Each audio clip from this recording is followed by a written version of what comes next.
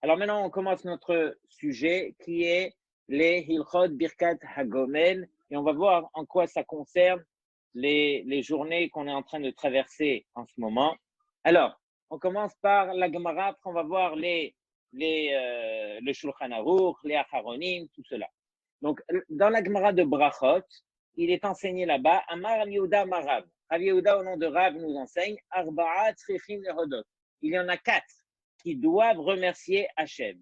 Et que veut dire qu'ils doivent remercier Hachem? Dainu levarech Birkat Hagomel, qui doivent faire la bracha de Birkat Hagomel. Qui sont ces 4? Yoredei Hayam, ceux qui descendent en mer, Holche Midbariot, ceux qui ont traversé le désert, Mishaya Chole Venitrapa, celui qui est tombé malade et qui a guéri, ou Mishaya Chavush Bebet Asurim Veyatsa, et celui qui a été emprisonné et qui est sorti. Donc, ces 4 ont l'obligation de faire donc cette bracha que les Chachamim ont instituée, qui est Birkat Hagomel. On va voir vraiment les Gdarim, les principes de ces quatre situations. Et quelle est la raison pour laquelle et quelle est la raison pour laquelle les Chachamim ont institué cette bracha? Parce que dans ces 4 cas, c'est un cas de sakana. Sakana veut dire c'est un danger. Forcément, ces 4 vont traverser un danger. Lorsqu'on sort du danger, on se doit de remercier Hachem. V'chen pasku Rambam ve'atur umaran Shulchan Aruch. Et comme ça, tous les poskim ont tranché. Hatur natan siman ladavar. Et le tour a même donné un signe à la chose. Pourquoi ces 4-là? Vekol achaim yodu chasela. Vous connaissez ce verset qu'on dit dans la Hamida. Vekol achaim yodu chasela. Et tous les Haïm vivants, alors ils vont te remercier Hachem. Mais le mot Haïm, alors il représente par les 4 lettres ces 4 situations. Regardez bien. Haïm, on commence par Cholé. Cholé, c'est le malade qui a guéri. Le Yud, c'est Yisurim, celui qui a eu des souffrances. L'autre Yud, c'est Yam, celui qui a traversé la mer et qui est sorti. Midbar, le même, donc c'est celui qui a traversé le désert. Et donc voici les 4 lettres qui forment le mot Haïm. Donc dans le verset, on dit, et tous les Haïm, ils te remercieront Hachem. Et le Prisha, Katav Beofen Shone, Havush Isurim Chole Yam Midbar, une autre manière de voir donc ce mot Haïm. Dans tous les cas, on voit que tout celui qui traverse ces 4 manières de faire, donc il devra faire la bracha de Birkat Hagomel, ça inclut de n'importe quelle façon. Par exemple, on n'a pas cité celui qui prend l'avion, mais celui qui prend l'avion, forcément, il a traversé donc la mer, ou il a traversé le désert, ou il a traversé les deux en même temps. Dans tous les cas, il s'est mis en danger et bien sûr qu'il fera le Gomel.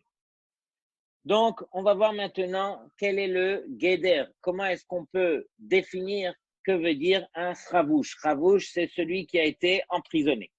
Le Magen Avraham, il écrit Shachiyuv levarech hagomel hu almi shenichnas lesafek sakana. D'après le Magen Avraham, même si on rentre dans un danger, mais un danger dans lequel on n'est pas sûr que c'est réellement un vrai danger. Et donc, on dit comme ça, que celui qui a été chavouche, celui qui a été donc emprisonné, dans tous les cas, alors il sera jugé comme si il était rentré dans un vrai danger. Il ne se peut que quoi? Qu'il aurait eu quelque chose de grave en prison, ou bien qu'il serait resté là-bas encore plus longtemps. On ne sait jamais qu'est-ce qui peut se passer là-bas. Dans tous les cas, on se doit de le juger, même s'il y avait un safek, on se doit de le juger comme quelqu'un qui était Besakana. Ici, le Rimigash, un des Rishonim, il nous enseigne Ho'il ve'ya chavush bebet hasoar kelo bebet hakele velo haya moshel benavsho.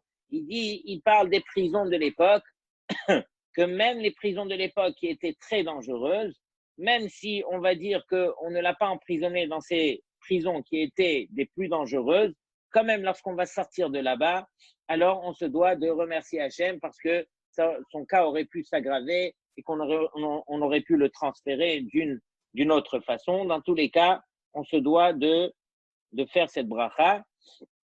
Le Chida, il dit Aval he'ela haminag hapashut shekol chavush mevarech hagomel. Donc, on ne va pas vérifier exactement de quel chavouche, de quel emprisonnement est-ce qu'il s'agit. Dans tous les cas, celui qui a été emprisonné, alors devra faire le gomel. Il s'agit ici aussi même de ceux qui ont été pris, Naguid, en garde à vue pendant 24 heures, pendant 48 heures, lorsqu'ils vont sortir de là-bas, eux aussi, alors ils feront la bracha de Birkat HaGomel, ou les halacha lo mechalkim ben suge ben bate asoar, et d'après la halacha, donc on ne fait pas la différence de quelle prison est-ce qu'il s'agit, ce sont des prisons qui sont dangereuses ou pas. Aussitôt qu'on a été emprisonné et que notre cas aurait pu s'aggraver, alors dans tous les cas, on fait la bracha du Birkat HaGomel. Maintenant, qui est appelé malade sur lequel il pourra faire Birkat HaGomel en sortant de sa maladie? Cholé shenitrapa kol she'ala lemita veyarad tzarich levarech HaGomel. Un malade qui lui a dû être alité. Donc ça c'est le guéder. Un malade qui est alité, pas celui uniquement qui a des maux de tête, mais quelqu'un qui a dû être alité lorsqu'il sort, donc lorsqu'il va mieux et qu'il puisse se lever. Donc à partir de là, il fera le gomel. C'est comme ça que les Sfaradim, ils ont l'habitude de faire selon le Shulchan Aruch. ולכן אדם שנמצא בתאונת דרכים, אפילו שקיבל רק מכה חיצונית, אם נפל למשכב ועבר טיפולים ויש לו גבס, alors il dit, c'est la raison pour laquelle quelqu'un qui a eu un accident de voiture par exemple, ok, et qui a reçu même un coup à l'extérieur et qui a dû lui causer un plâtre, et donc il a dû avoir beaucoup d'entretien, on s'est occupé de lui, et donc il a mis un plâtre. Une fois qu'il est sorti de tout cela, il fera lui aussi le gomel. Donc dans tous les cas ici, on parle de situations qui ont pu le mettre en danger. Et donc c'est marqué à la fin, כי כל האחרונים הסכימו שכדי לברך הגומל צריך לכל הפחות שיעלה למיטה וירד. Donc ça c'est le guéder. Au minimum, c'est celui qui est monté donc dans un lit à cause de sa maladie, et lorsqu'il en est sorti, alors il fera Birkat HaGomel. Ok? Donc, on ne parle pas spécialement de quelqu'un à qui on a fait une opération banale. C'est vrai, lui aussi, on l'a mis dans un lit d'hôpital et on lui a fait une petite opération et tout ça. Non, on ne parle pas de cela. On parle de quelqu'un à cause de sa maladie, il a dû monter dans un lit. Lorsqu'il en est sorti, alors là, il le fera. Combien de temps est-ce qu'il doit passer pour être considéré comme un malade? Alors, il y en a qui disent, bien sûr que quoi? Il y en a qui disent que jusqu'à 30 jours. On n'a pas besoin d'attendre jusqu'à 30 jours.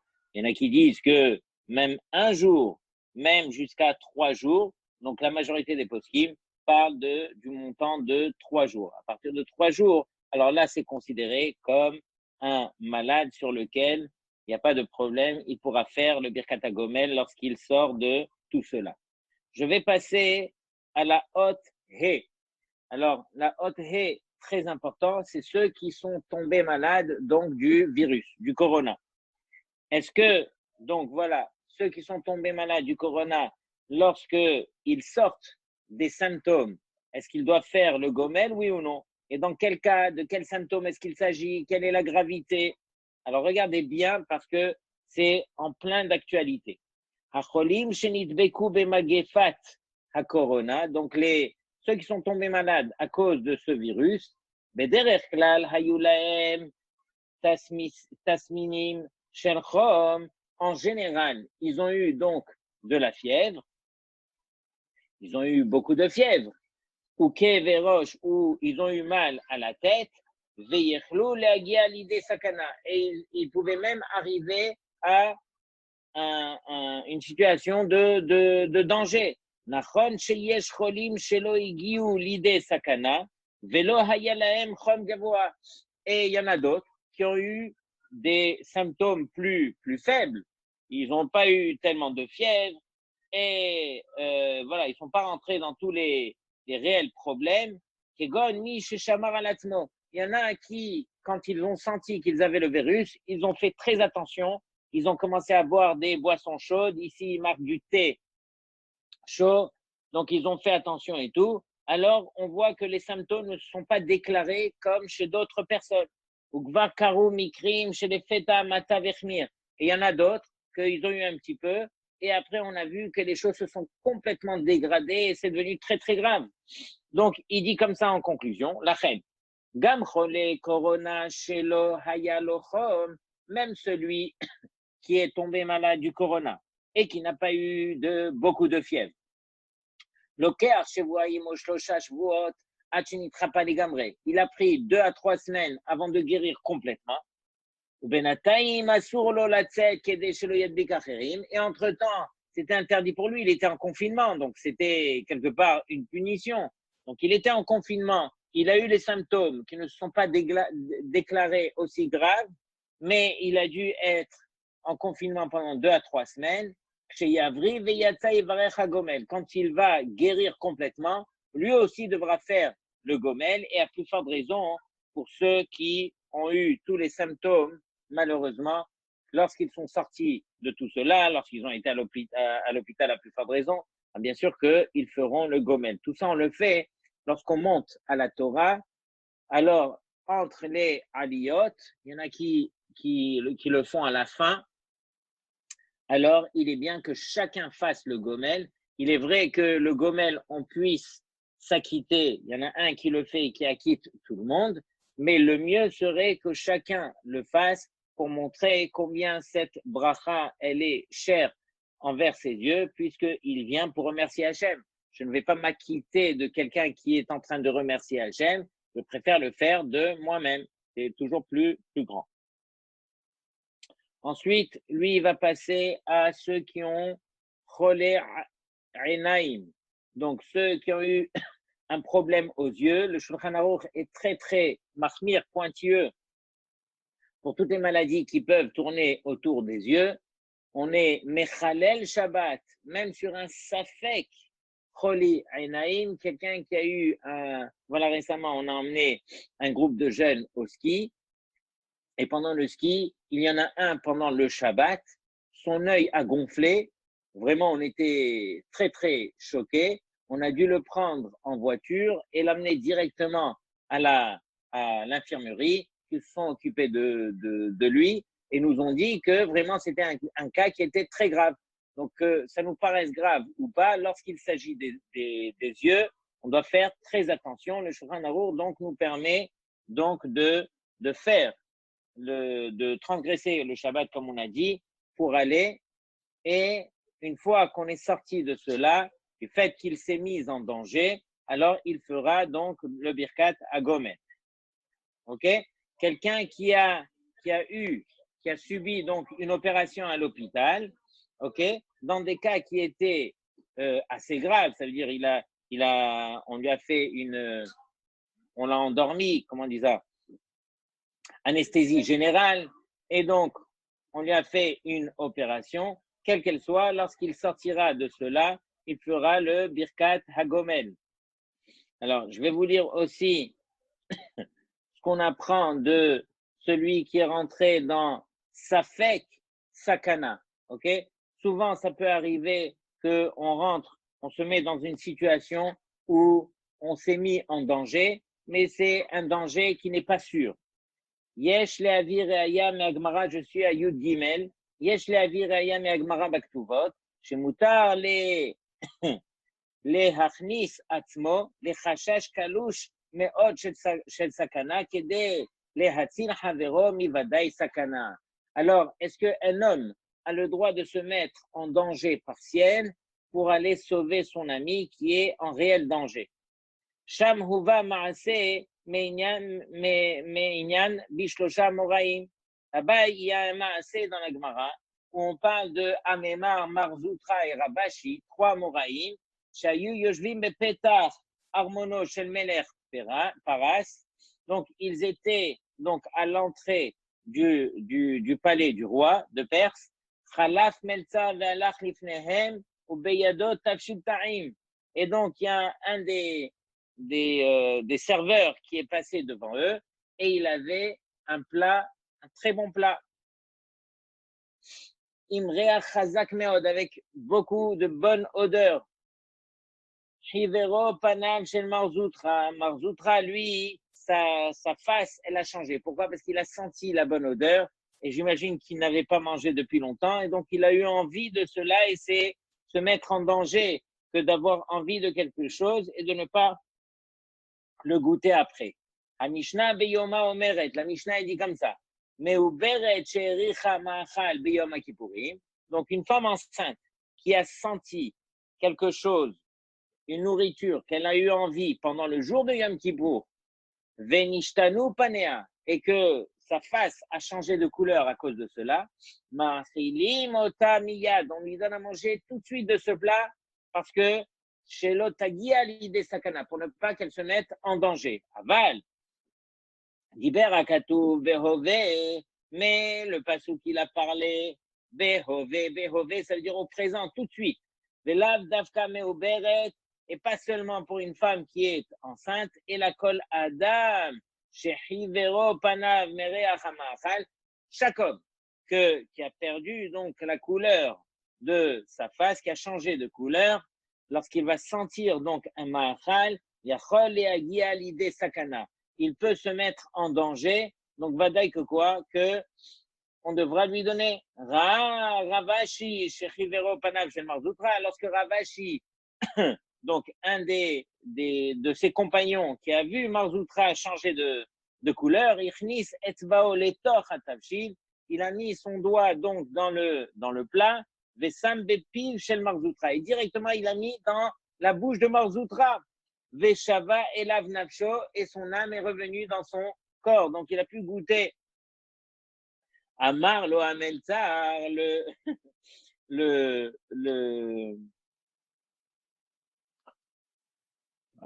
ce meltar là, ce serveur, donc il lui a dit, mais qu'il kalta ta seouda chez la mère, tu as gâché la seouda du roi. Amroulo ashotrim, madoua sitakar, pourquoi tu as fait comme ça? Atachayav mita, tu es chayav, on va te tuer. Amar lahem ravashi, asitikar, ki yesh betavshil basar achar metzora. Il y a de la viande qui peut rendre lépreuse. Ou et celui qui va la manger, il aura donc la lèpre. Ils ont vérifié, ils n'ont pas trouvé. Ils lui ont dit, mais qui t'a dit cela? Il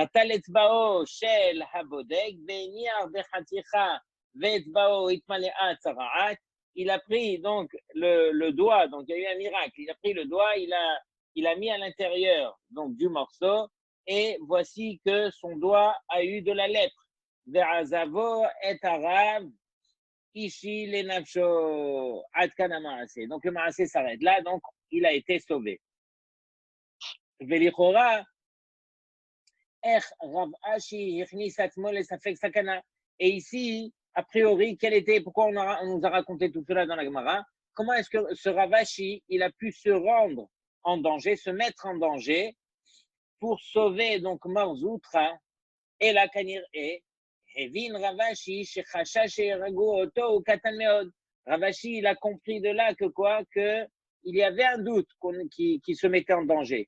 Mais c'est pas un danger où on était sûr qu'ils allaient le tuer ou quoi. Ou les safek kazé katan, et pour un petit doute pareil, mutar le adam yachnis atmo al menat le atzil et travero mivadai sakana.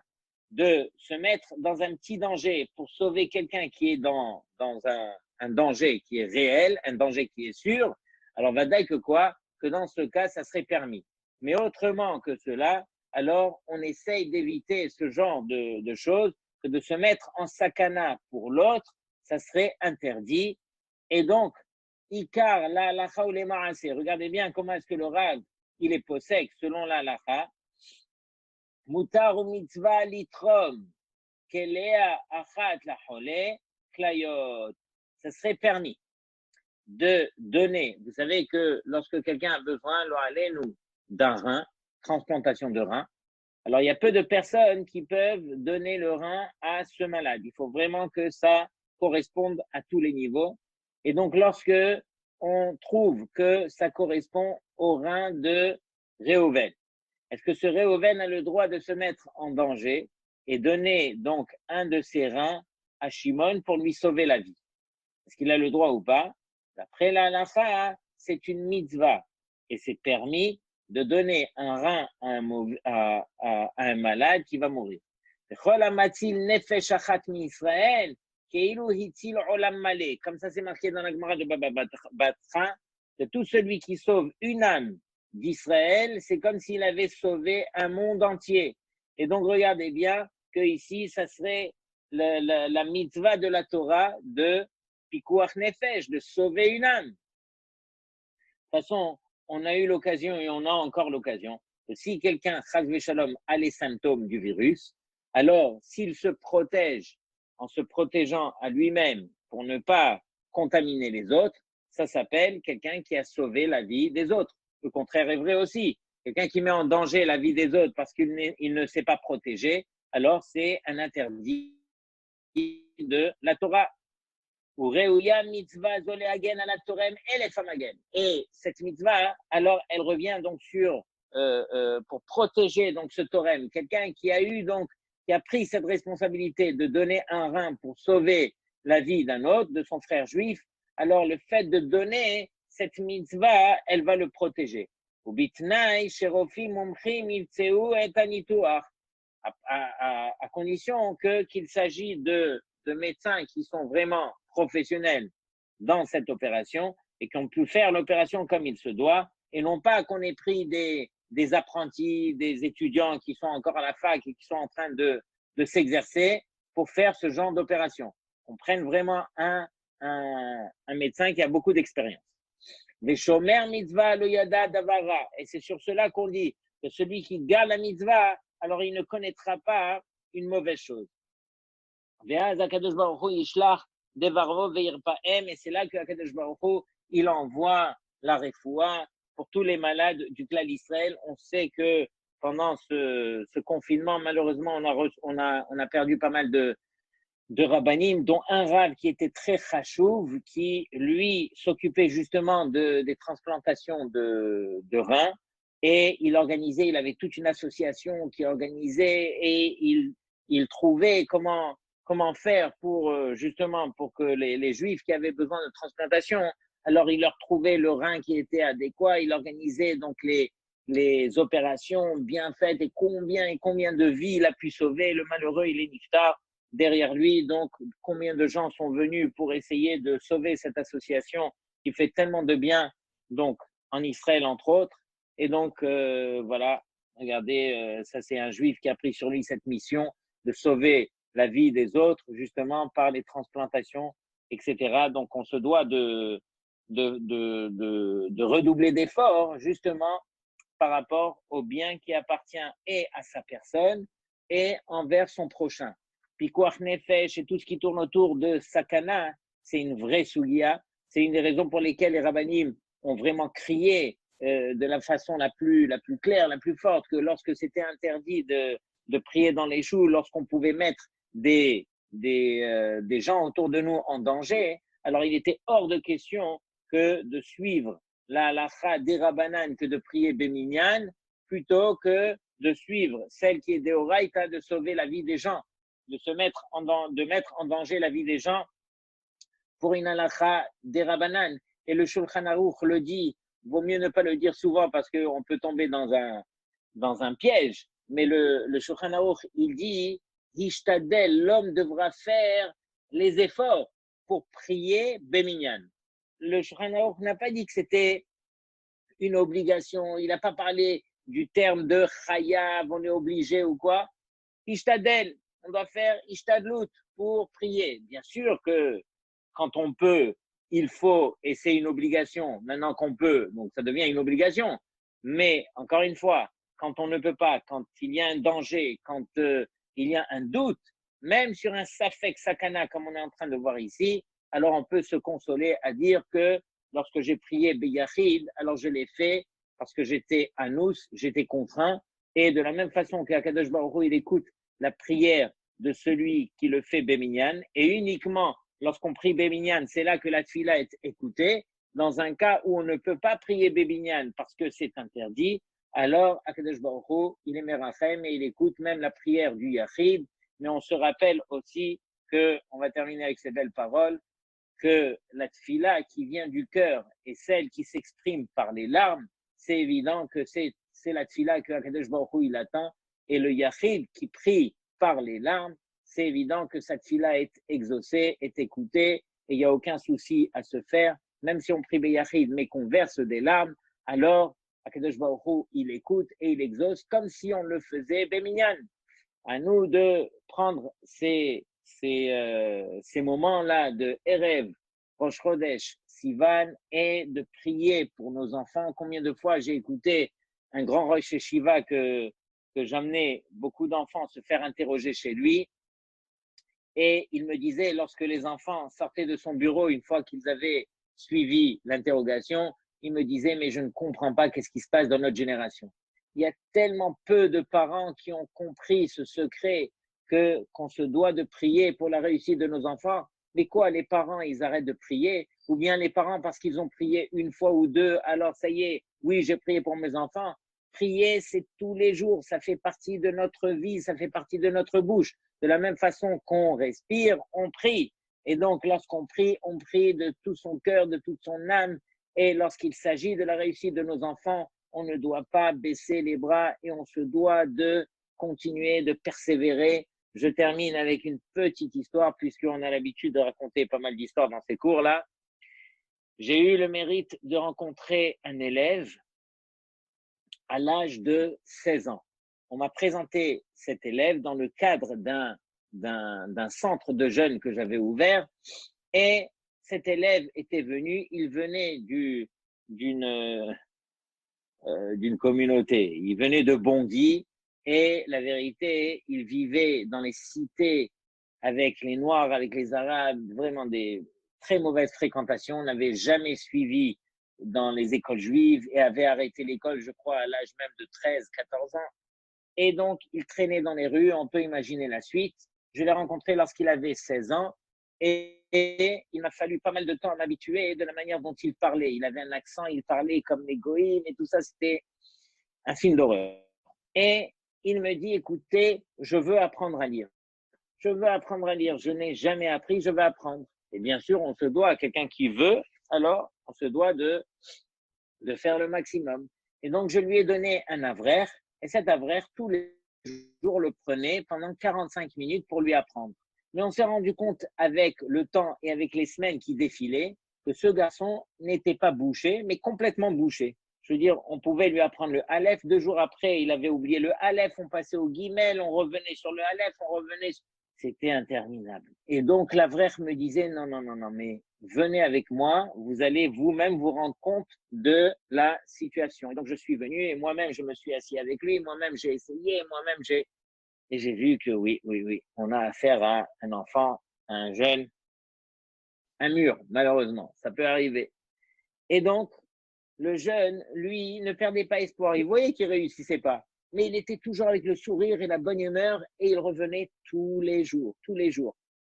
Et il s'asseyait pendant les 45 minutes. Il faut le faire, venir s'asseoir pendant 45 minutes à 16 ans, quand tu vois que tu ne réussis pas, les semaines qui défilent. Bon, et voici qu'on a persévéré. Je vous fais, je suis mécatère, après 3 mois, on est arrivé à finir le Aleph Bet. Après 6 mois, il a enfin appris à lire. Et on était tellement heureux. Il me semble qu'on avait même offert une Seouda en son honneur pour remercier Hachem. Regarde, voilà ce jeune. Ça lui a pris 6 mois, mais il a réussi. Pour faire vite les choses, de fil à aiguille, il est rentré dans une yeshiva. Bon, mais aujourd'hui, il est Rav en Israël. Il s'est marié avec une fille qui a fait des séminaires. Il a pu faire une réelle teshuva. Il est rentré dans les yeshivot en Israël. Et aujourd'hui, je vous dis, il enseigne dans un kollel et il est à fond investi et il a sa tête qui est complètement ouverte. Parce qu'encore une fois, la réussite dans la Torah dépend uniquement d'Hachem, dépend uniquement de notre filote, ne dépend pas ni de notre intelligence, ni de ce qu'on peut imaginer. Donc, il y a des choses qui nous dépassent. La réussite spirituelle dépend uniquement d'Hachem. Voilà, c'était le message que je voulais partager avec vous. Profitons tous ensemble de prier pour nos enfants, de prier pour la réussite spirituelle de nos enfants. Kol Tov, Be'atzlacha.